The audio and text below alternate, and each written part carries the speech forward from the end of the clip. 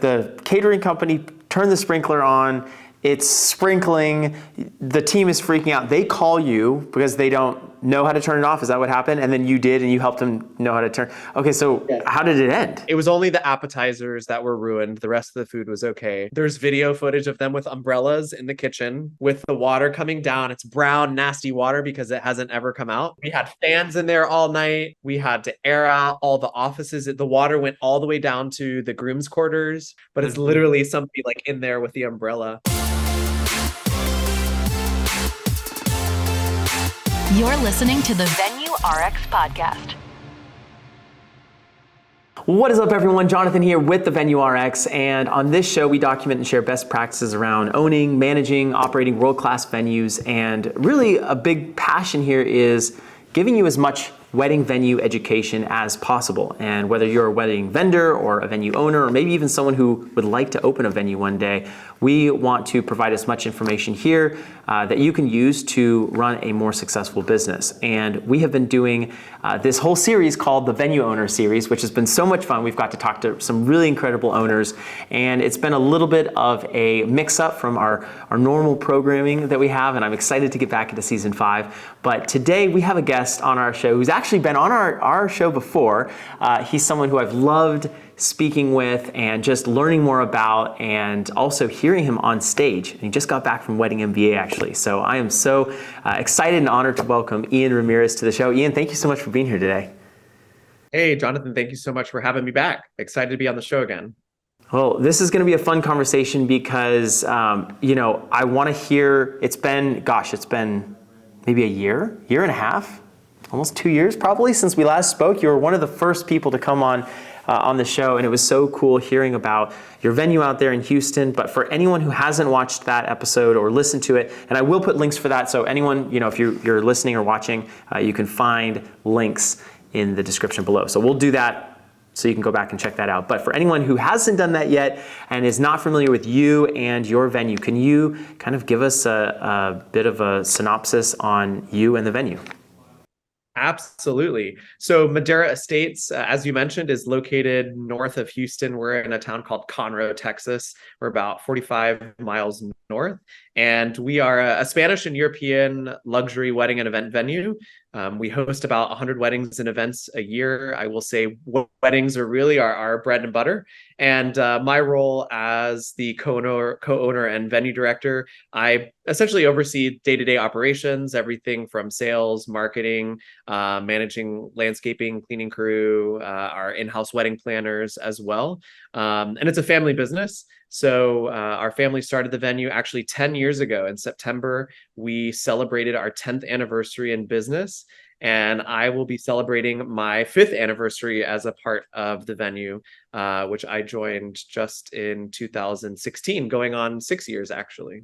Wow, that's incredible. Okay, so there's a lot here that I want to unpack. We don't have a ton of time, but I want to kind of go through rapid fire just to establish the venue a little bit more. On this Venue Owner Series, we're kind of pulling back that curtain and looking at each one of the venues, and then we're going to go and chat a bit more about like what you do on a day-to-day basis.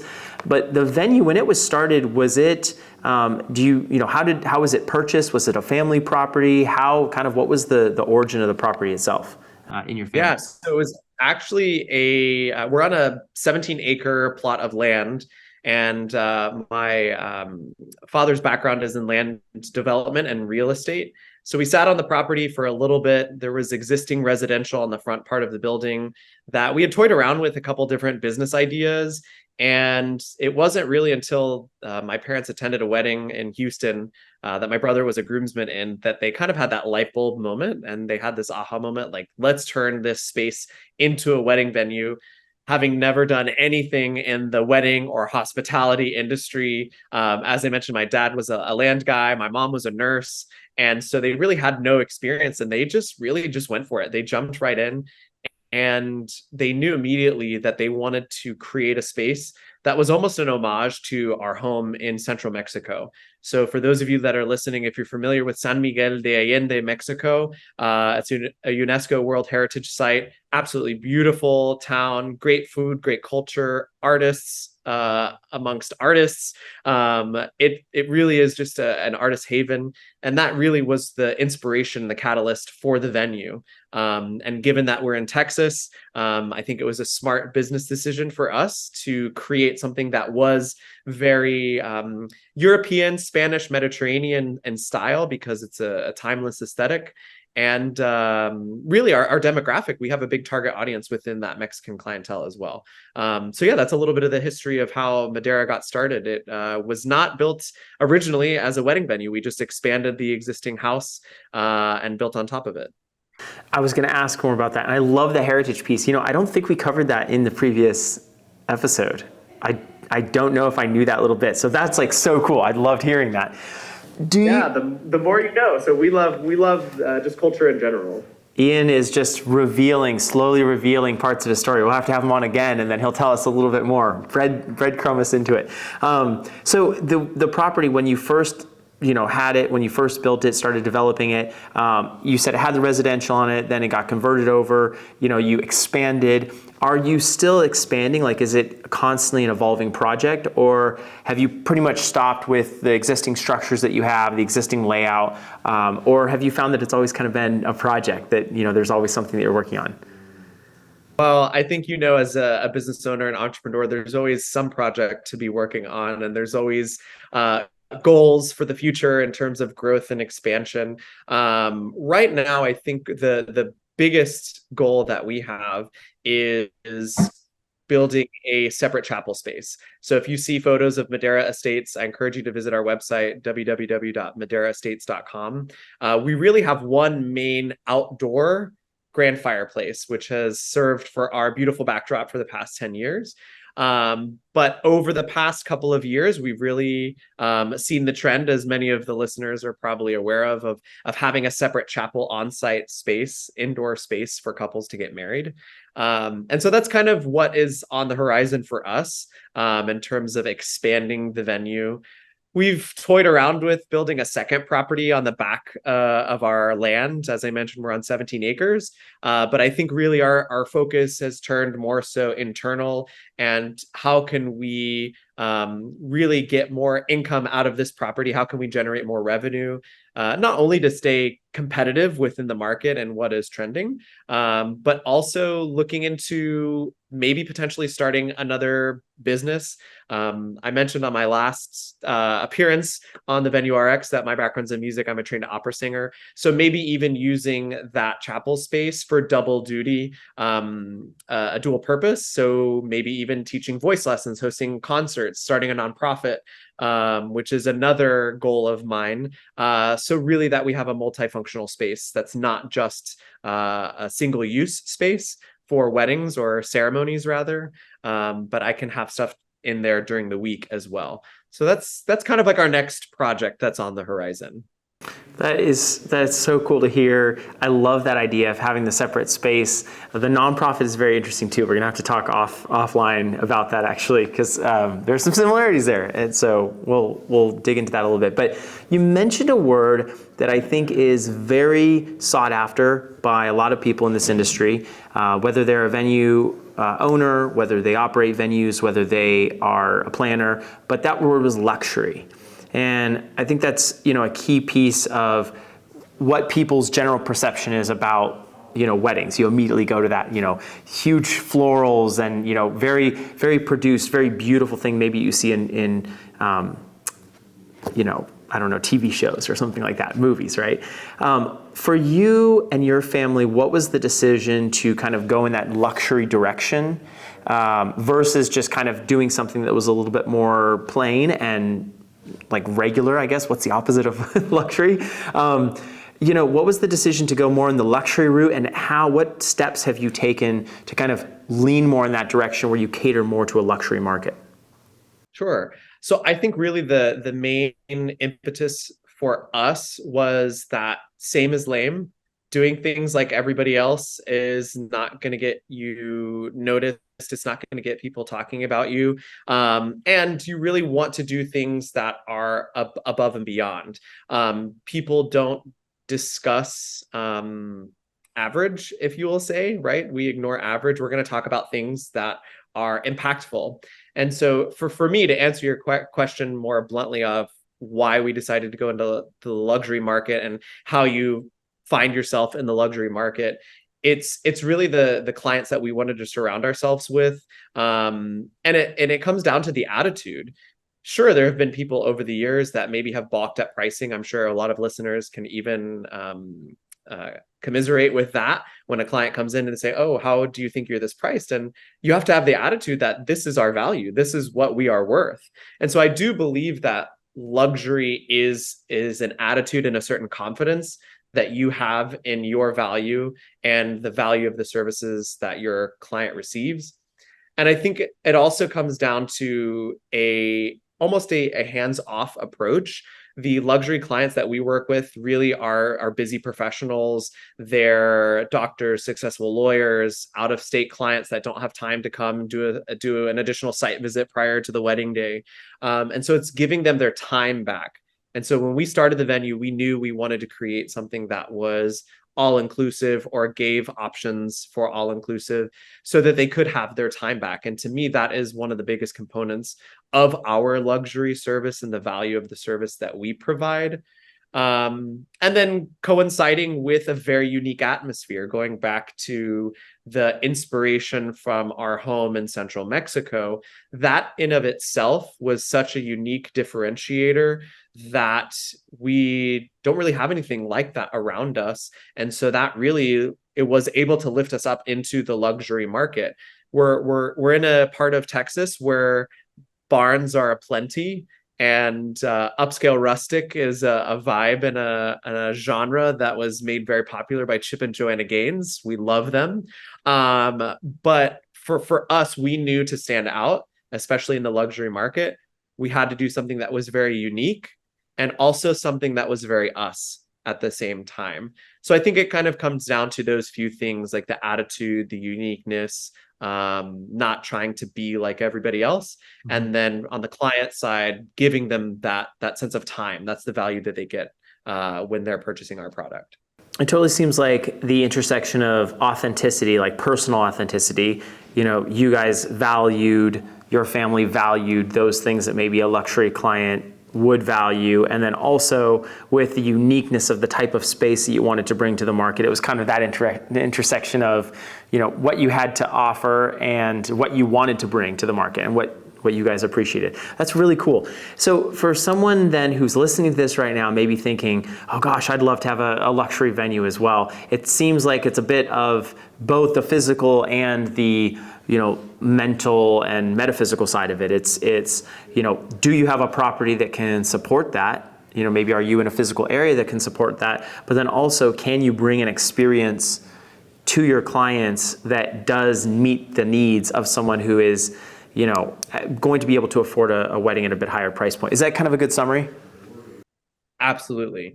I think ultimately what it comes down to is you're wanting to increase the overall engagement of the clients, of your prospects. That's what people expect now when you consider luxury, right? We want our time back. We want authenticity. We want people that are like-minded like us. They're thinking the same way. They're on the same wavelengths. So I think that cross-section that you just described is absolutely the way that we believe.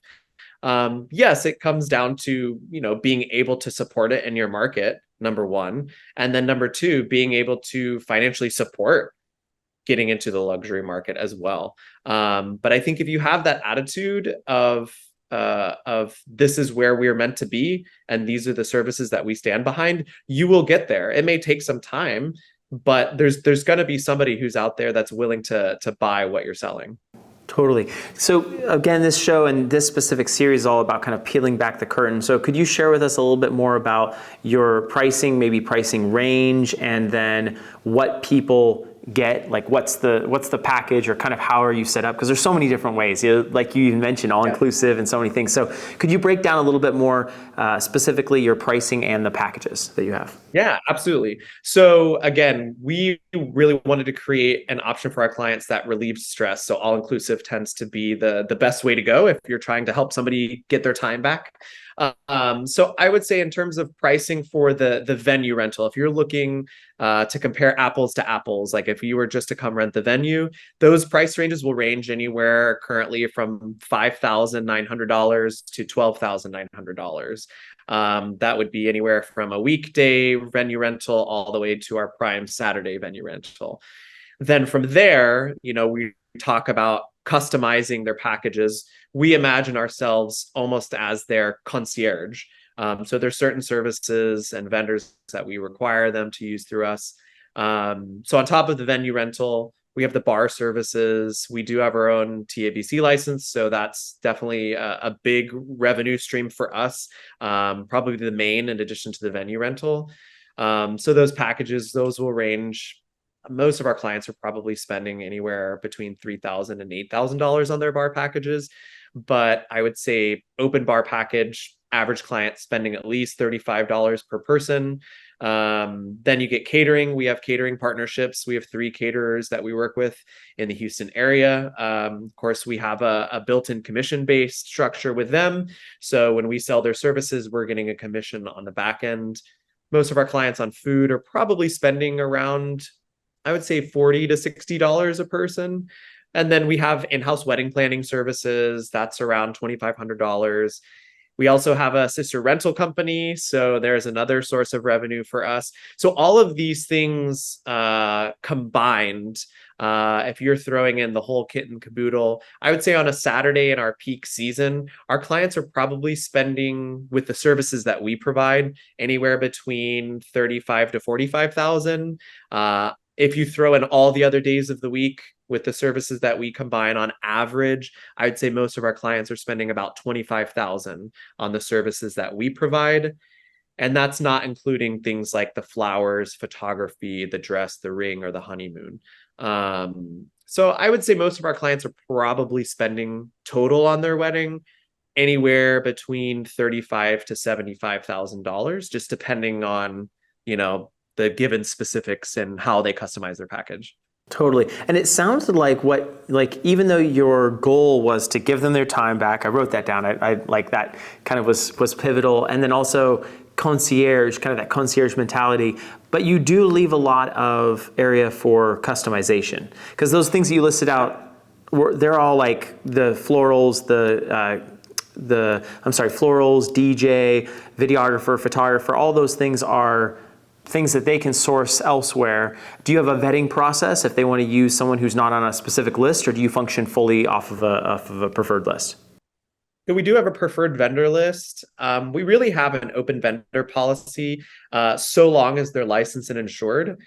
We do require the clients to reach out to us before they hire somebody, just in case there's anybody that's on a blacklist anywhere. There's not many people on that list, but if there's anybody that is not approved, that way we can catch them before they actually sign a contract.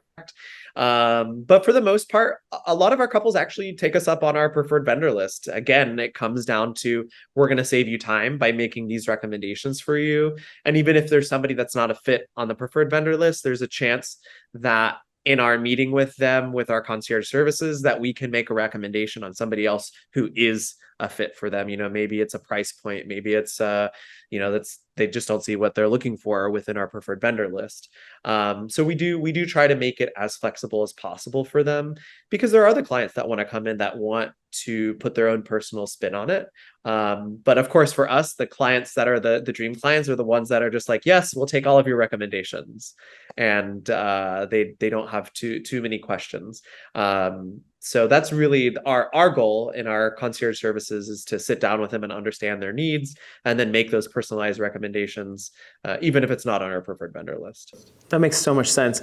Do you, and I'm assuming you provide tables, chairs, what about things like linens? Florals obviously come separately, but what about what kind of comes, what people get with the time, maybe even the time period of the rental? So if we were to get to just the nitty gritty of the fine details of what's included, we include all the tables and chairs. We do ivory linens and napkins are a part of their base package. Venue rental, we only host one wedding or event a day, and they have access starting at 11 a.m. Our time frame is unique in that they have access to the 2 on-site suites at 11, but then their base event package is actually only 5 hours. So we consider that base event package to be a 30-minute receiving time, a 30-minute time period for the wedding ceremony, and then 4 hours for the reception. And our bar packages match that 4-hour time frame for the open bar.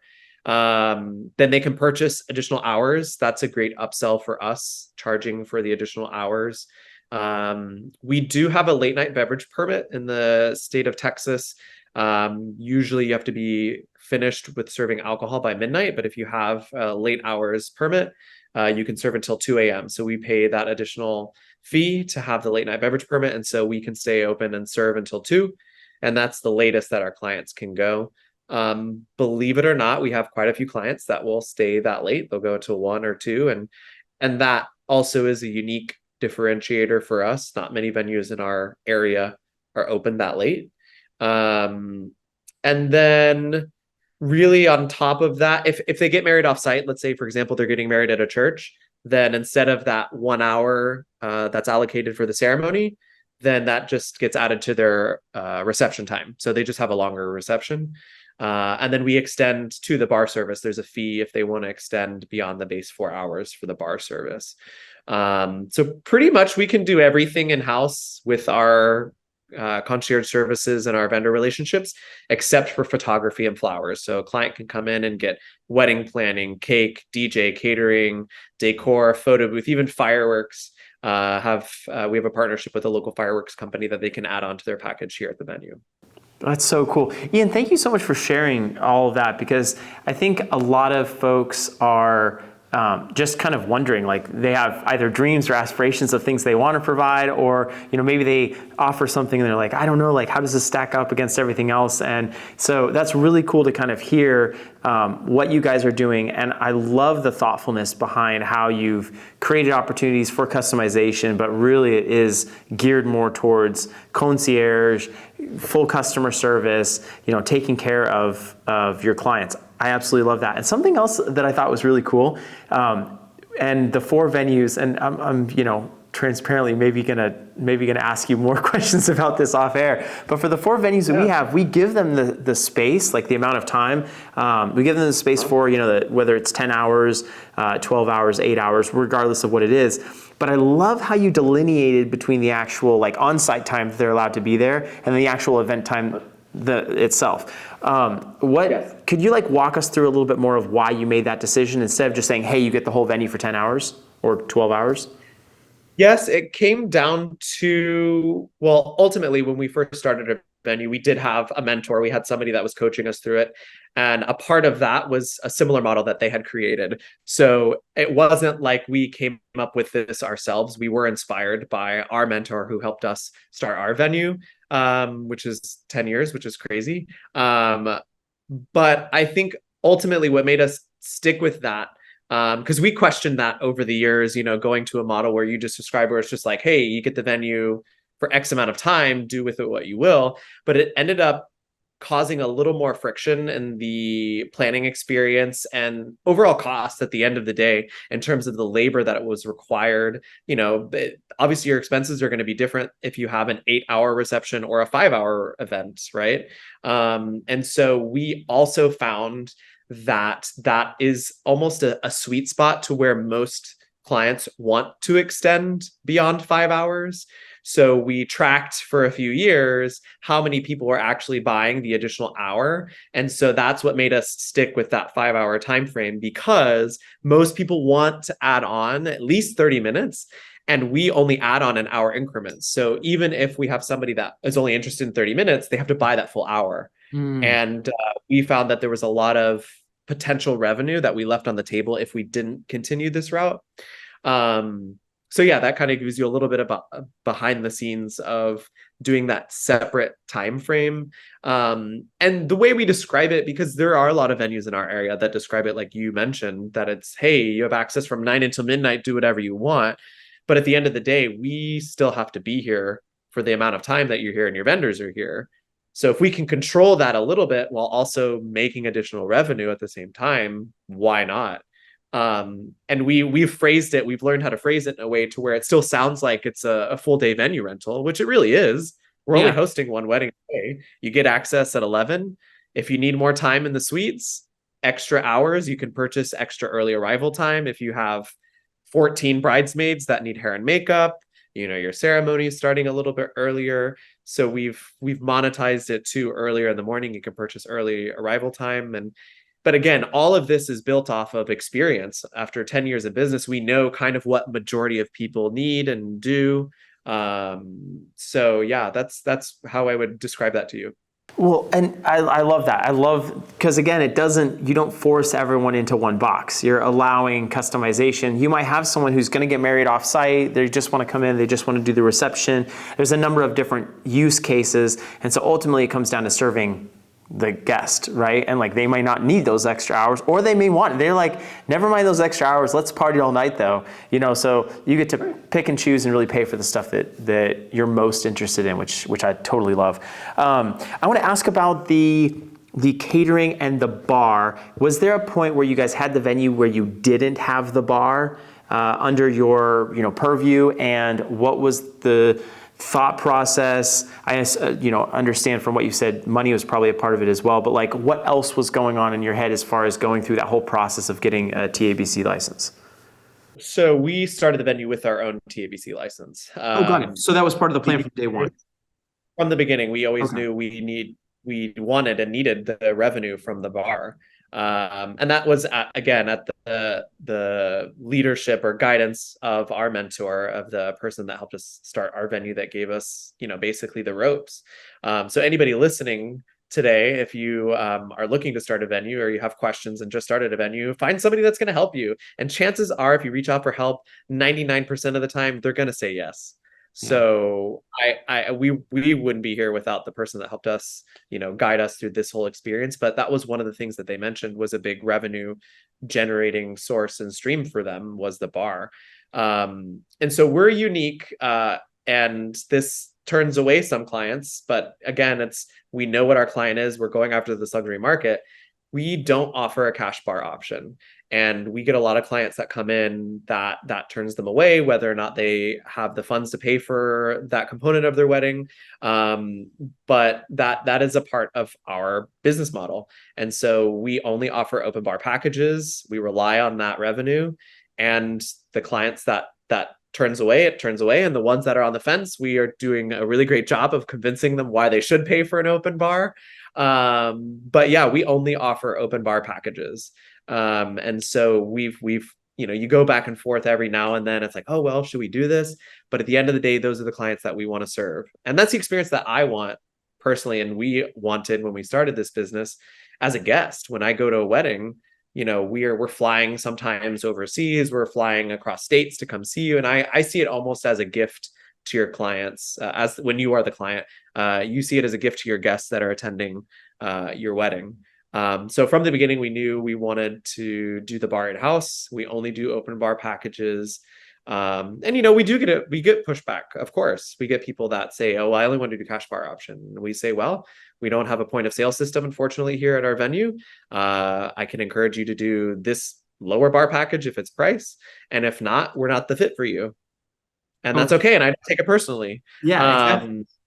And in terms of catering, so we always go back and forth. There was a time period about 4 years ago where I was like really hell bent. I was getting plans made up of our kitchen to bring the catering in-house. And I still haven't gone there yet. So if any of my catering partners are listening, don't worry. We're not bringing the catering in-house. No, at the end of the day, I think for us, we knew that the caterers are an extension of us. that's a whole other world to get into. And so maybe there's people that are listening today, they're like, Ian, I got you, I can help you bring in your catering in-house, but I don't think I'm in that position right now where I want to take on that additional stress. I know certainly there's revenue there for us to seek it if we needed to. But we started from the beginning with commission structures. So we have 3 catering partners that we work with that we sell to our clients, and we have a commission structure with each of them. And then our clients get to choose from one of those 3 caterers, all different price points, all different styles of food, everything from Spanish style food to luxury, high-end seated dinner. And then there is a buyout fee. So we have clients that maybe they don't like what we offer, or they have a relationship with the caterer already. They pay a buyout fee of $1,500, then they can bring in their outside licensed and insured caterer. But with that, they have to bring their own servers, their own china, their own silverware, their own water goblets. They have to cut and plate the cake. They have to clean our kitchen at the end of the night. So I would say because of that, really about 99% of our couples choose one of our 3 in-house caterers. The clients that don't choose one of them, really what I see is it's for cultural reasons. So if we're hosting a wedding that has dietary restrictions for religious purposes, then those are the ones that are paying the buyout fee to bring in an outside caterer. That makes a lot of sense. And probably the ones who are going to pay that fee, I mean, there's a really, really good reason they're going to pay the fee. It's not just because like they didn't feel like it. You know, it's right. Because there's really an important reason behind it. That definitely makes a lot of sense. When you are thinking about, like, if someone's listening to this right now and like, gosh, Ian, I'm in South Carolina, I want to do something just like this, and maybe they have a couple of relationships with a couple of catering companies, is there some sort of litmus test or some sort of stress test that you put different partners under potentially to kind of decide if you want to be partnered with them? And have you ever had to change those people out because of lack of performance or anything like that? Yes. So great question. So I would say absolutely. First of all, get referrals. Number one, if you're in the very beginning and you're starting to work with people, you have to hear the word of other people, right? Until you experience it firsthand. So in the beginning, we had different caterers that we worked with, and relationships change, of course. It's just like human relationships. Business relationships can change too, for personal reasons, for poor performance reasons, like you mentioned. So I would say, number one, if you're looking to put somebody through that test, as you mentioned, get referrals from at least 3 or 4 other venues or industry professionals. And then number two, I would set a certain threshold for how many events that they need to execute at your event before you agree to any sort of, at your venue, before you agree to any sort of commitment or relationship or business partnership. For us, we really wanted to see anywhere between 5 and 10 weddings to really get an understanding of what their service was, and also have the open invitation to attend other weddings at other venues. And maybe that is a barrier for some people because they're like, oh, I'm inviting this other venue owner to this venue to see this wedding. But if you tell them the reason why you're there, I think most people would be open to that. And I have had to fire caterers before for poor performance, and it's tricky. Especially when you're pulling out, 30 weddings from one caterer and you got to give them to another caterer essentially, or delineate them. And that has happened. I had to do that. When was that? 2018. We had a caterer that was underperforming. And we decided, you know what, I think it's best if we go our separate ways. There was a number of weddings that I had to essentially honor the price point that they had hired that other caterer with, and reached out to our other caterers and said, hey, what can we work out?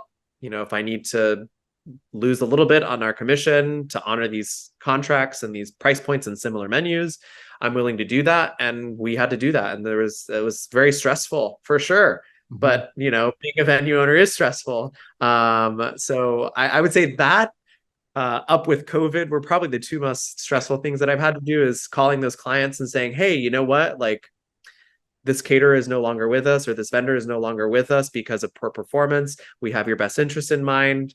Of course, before you do that, don't tell the client that you don't have a solution for them, right? Make sure that you have a solution for them in place. And that's exactly what we did. And we said, hey, these are your options. I'm happy to help. And, I think going back to that authenticity, being honest with your couples and saying, hey, like, they're not meeting our expectations, so we don't think they're going to meet yours.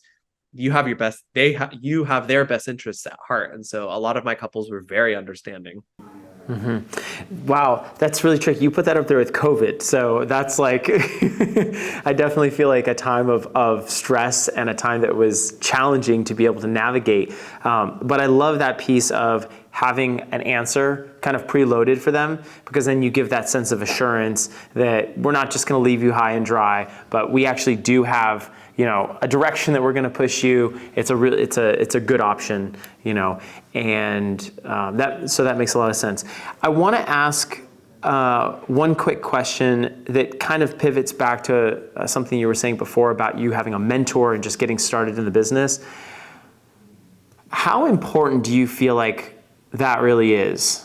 Because there are free resources like this. We're not giving specific information for someone's venue, but there's information like this. There's blog articles. There's some there's free resources out there, right, that people can use. But what's the difference in your mind between a free resource and just Googling a bunch and picking the brains of as many people, as many wedding planners in your market as you can? The difference between that and actually hiring someone to specifically focus on helping you launch your thing. Right. So we actually didn't hire our quote unquote mentor. So to me, somebody that's a mentor or a coach is somebody that you actually pay for, right? And you mentioned a lot of free resources. Then you have other people that are credible sources. So we can Google all we want, right? But how credible is that source? So I encourage anybody to really vet any information that you're receiving from people. And I think it has to do with the amount of effort that you're putting into that relationship and what is in return for that person as well. So for me, I would say reach out to other people in your industry that can become a part of your inner circle. So if we're using this hypothetical situation of somebody that's new to the business and they're looking for somebody that is a mentor, to me, a mentor is anybody that's giving me useful information that can help me run my business. So I use that term loosely, I guess, but my inner circle of people that I trust that are helping me in my business, all of them are mentors to me in some capacity. Right. I could say you're a mentor to me because of all the different podcasts that I've listened to. Right. And it's a free resource. Mm-hmm. So surround yourself with these people that have credible information and credible experience too, that can share with you a wealth of knowledge. And so it may not necessarily be one person, but it could be a accumulation of different people too, because you're getting information from different people that have all different experiences too. So yeah, I would say anybody that has been in your shoes, that has dealt with what you've dealt with. And if I reach out to you and you answer my question, you can empathize with the struggles that I'm struggling with, then the information you're sharing with me, I feel like that is a mentor-mentee relationship almost. Totally. And from your perspective, is there a place where you should absolutely pay for coaching, like the money side? Because everything you've been talking about right now is like if you can ask a question to someone or something like that. But at what point in your mind should you go invest money with someone who's a coach or actually going to help you through the process? Anytime there's legalese or legalities that are coming into play, you can talk to somebody about like zoning and all of that, but you really need somebody that knows their stuff if you're starting from the ground up. Because every state is unique, every county is unique.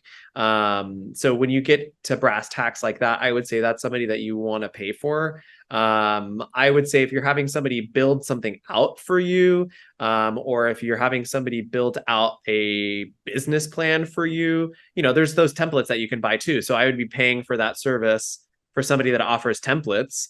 So why not pay for somebody that coaches on that as well? So I would say, like you said, there are free resources that you can take advantage of. But if there's something that you absolutely know, like contracts, absolutely hire somebody for contracts. Don't leave that up to guessing or getting favors from friends or even stealing contracts from other venues by, like stalking them. Hire somebody to go through your contract. So I would say those are kind of my biggest recommendations when it comes to hiring or paying for a service. Got it. Yeah, that's huge advice, huge advice. And for anyone who's listening, being able to reach out to people, that network that you mentioned, I think is really powerful, because you might have someone who's really, really experienced in marketing or really experienced in, whatever. Some of those individual questions can absolutely be answered in that way. Ian, it's funny, we were going to talk, I wanted to ask a little bit more about some of the tour process and the experiential stuff you're doing. And I almost think we should save that for a different time, because I want to ask you a little bit about your team. Like, what does your day in the life look like? You were just at Wedding MBA, you were on stage speaking, right? And then you get back to a weekend full of weddings.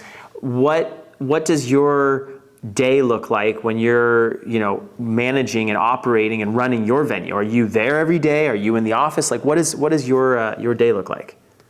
Yeah, so we pretty much office every Tuesday to Saturday, 10 to 6. I'm typically here during our normal business operating hours. I don't normally stay for the events. Every now and then, of course, if there's things that arise or I'm needed to be there, or it's a very high-end client, I may stay and show face for a little bit. But we have, I would say, about 6 full-time positions here. In addition to myself, we have our business development director, who also serves as our main salesperson. We have 2 full-time wedding planners and coordinators that work for us. I have a full-time banquet captain. Essentially, they're the ones that is managing the bar service for us, the bar side of things, scheduling our banquet staff. We have a staff of about 10 to 12 banquet staff members that are really more part-time. They're working on the weekends, so not really at the office during the normal day-to-day operations. We have a full-time bookkeeper and secretary that not only manages Madera Estates and our other businesses, but works on some other side projects for my family.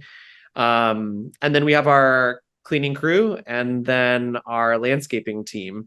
So when you have 17 acres and you have a lot of landscaping, that's one of the, I would say, unique elements of Madera, is that our landscaping is pretty pristine. Looks like a little mini oasis. So we have 3 guys that work for us. And then we have our cleaning crew that comes in and cleans the weddings, or cleans after the weddings, and keeps the linens cleaned.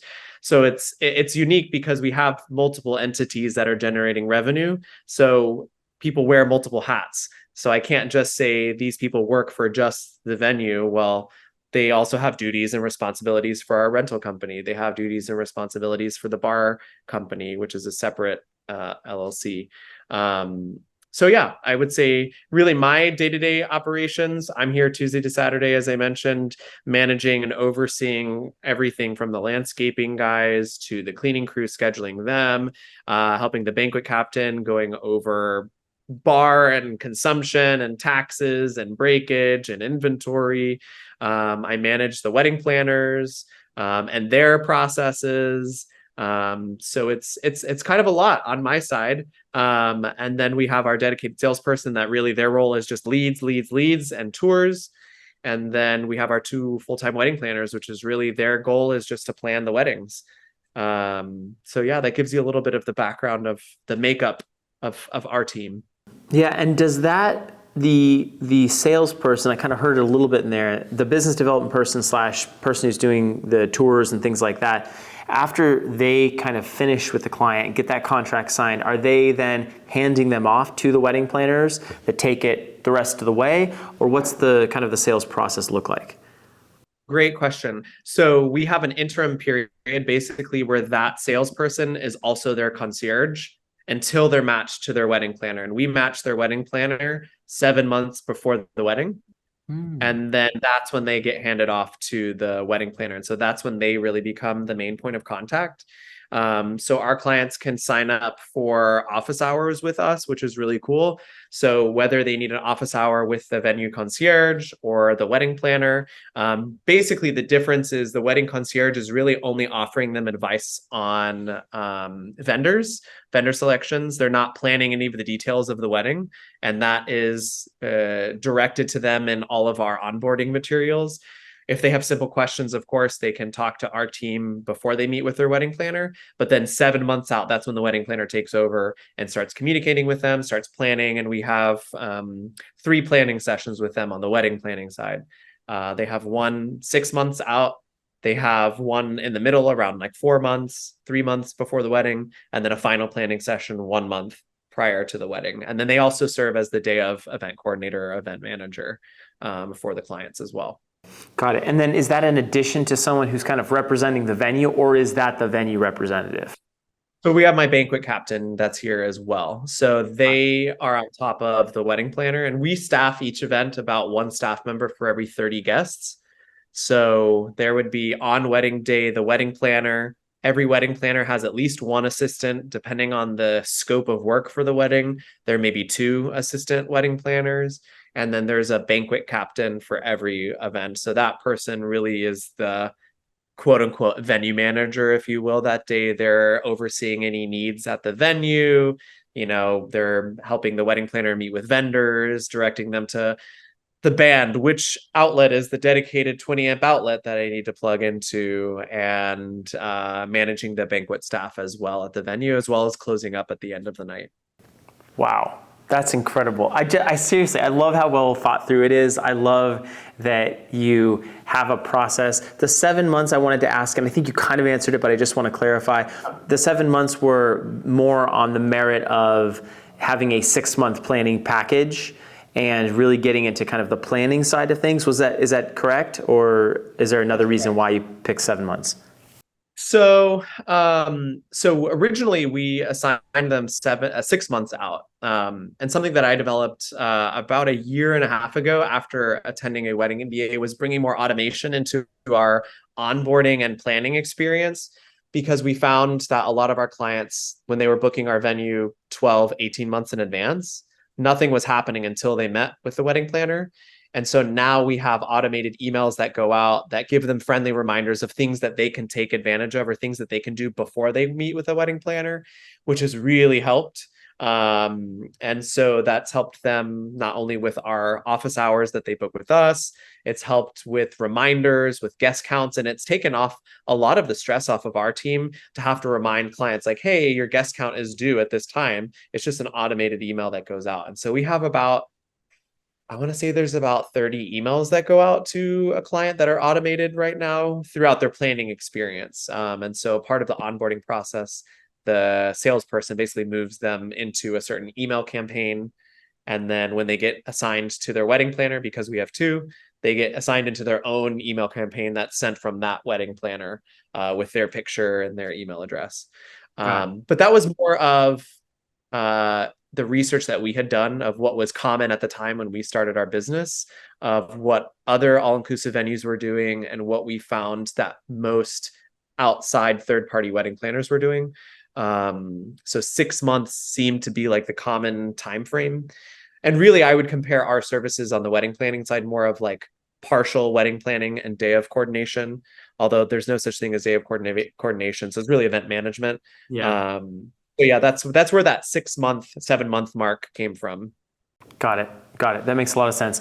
Well, Ian, we're going to wrap up today with asking the 2 questions that I ask everyone who comes on this series, which is, what is your least favorite and then most favorite? And we've got to do that in that order because, we want to start on a high note. But what is your least favorite part about, owning and operating the venue? What is your most favorite part about owning and operating the venue? Take it away. I think my least favorite part of owning a venue is, usually when there's something that goes wrong, that's something that is beyond your team, you're always getting the call. So it's, sometimes you have to drop everything at the turn of a hat if you have to leave. I'm trying to think of things that have happened. Crazy story that I'll leave everybody with, which what I hated that I had to do. We had a wedding where the caterer set off the sprinkler system in our kitchen and ruined all of the food. Thankfully, this was before the ceremony happened, but also right as all the guests were coming in, and the kitchen is next to where the entrance is. So there was water coming out into the hallway as guests arrived to the ceremony. So those are the phone calls that you dread getting, right? Like you're getting a phone call during a wedding, you know, as a venue owner, you want to be like hopefully at home, like doing whatever you're doing, whether it's date night, you're at a movie, you're at another event, you're out with friends out of the country, heaven forbid. I've had those calls too when I'm out of the country. Oh my God.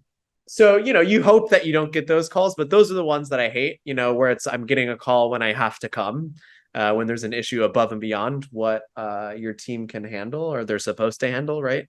And that was a unique experience for sure.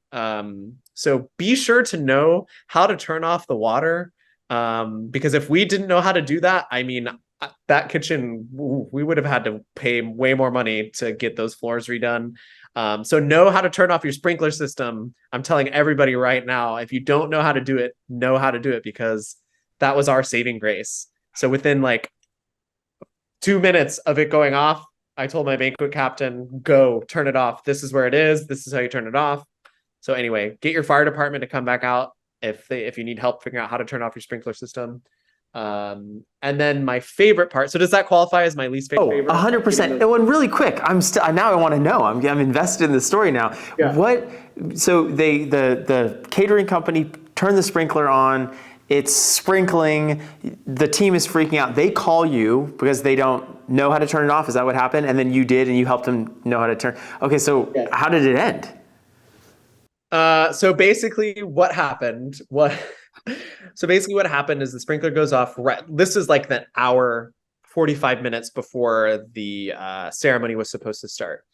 And the ceremony started on time. Thankfully, we got everybody in. We stopped the water, but the vendor had to run back and get all new food. Mm-hmm. And so we delayed a little bit for them to get and cook new food. Thankfully, this caterer was our one caterer. So whoever's listening, they will know who this is. But they have a restaurant. They're a local restaurant chain as well. And so they were able to run to the restaurant because they were already operating that day for their dinner service that night. And so they were able to it was only the appetizers that were ruined. The rest of the food was okay. But they ran and got more appetizers and brought them back. But my team called. There's video footage of them with umbrellas in the kitchen with the water coming down. It's brown, nasty water because it hasn't ever come out. And we had fans in there all night. We had to air out all the offices. The water went all the way down to the groom's quarters because it's on the same side as the kitchen. We had to air everything out, towels everywhere. I'll have to pull that video if I can find it. I'll send it to you. But it's literally somebody like in there with the umbrella. And they had to call me, and I'm like, this is where you turn it off. Go right now. And they turned it off. And yeah, that was probably one of the craziest things that's happened, setting off the sprinkler system in the kitchen. And what it was is they had a new team member that had never come to our venue before. Mm-hmm. And they were trying to fry something, which is a big no-no in our kitchen, with a propane tank. And I'm like, how do you not know? How did your MOD not tell you to not do this? But anyway, that's another story. So they set it off with a propane tank in our kitchen. Wow. Yeah. Well, that definitely qualifies for the. Yeah. So those phone calls, I think those phone calls where you're like, okay, what is this going to be about? Why are they calling me? You know, an event's going on. Why are they calling me? Yeah. I think those phone calls are things that I hate the least, but you know, it's a part of what we do. So I can't knock it too much. Right. Totally. The thing that I love the most, I think for me, the thing that I love for the most is that moment, like right after the ceremony when the bride and groom are married and they're pronounced bride and groom. To me, that is like the ultimate climax of the entire wedding planning experience. And that's so euphoric for the couple. I remember when I was married, I got married in 2020 before the world fell apart. And that moment was just a big sigh of relief because you've spent all of this time planning your wedding. And I try to capitalize that actually on tours, and I'll save that for our next talk. But I think that moment right after the ceremony is probably my favorite moment, because it's just like all of this time, money, and effort has gone into making this wedding go perfect. And now we get a party. Yeah. So that's my favorite moment, that moment right after the ceremony. What a huge release. I totally know exactly what you're talking about. That's really cool. Ian, thank you so much for coming on again and just sharing with us your wisdom about your venue. If people want to connect with you or they want to check out Madres Estates, what's the best way to do that? Is it Instagram? Is it your website? Where are people going? Yeah, come on over to Instagram, maderaestates.com. Maderaestates.com, I'm sorry, is the website. Instagram as at Madera Estates. That's Madera Estates, Estates. Would love for you to follow us, send us a message. If you have questions, if I can help you at all, I'm happy to be a resource for you. And yeah, we're on Facebook too. Find us all over. Awesome. I love it. Well, Ian, thanks again for being here. Thank you so much for listening. If you're watching online on YouTube, and if you are listening on either YouTube or the podcast, check out our YouTube. We're trying to grow that. We're actually trying to get to 1,000 subscribers, big milestone by the end of the year. So if you are listening or you're watching on YouTube and you haven't subscribed yet, do us a solid and do that. And we'll see you in the next episode. Thank you so much.